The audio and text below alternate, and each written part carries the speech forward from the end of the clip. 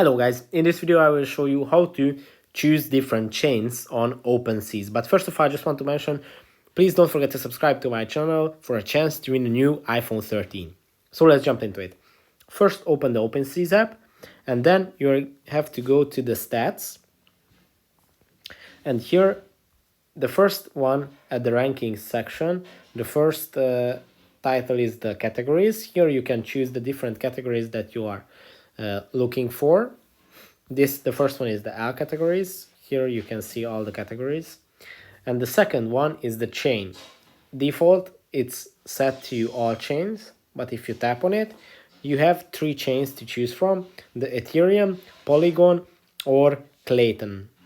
And here, by tapping on them, you can choose the chain that you are looking for, and this is going to filter it and show you the general chain link. So that's it for this video. I hope it was helpful for you. If it was, please consider subscribing and see you in the next one. Bye.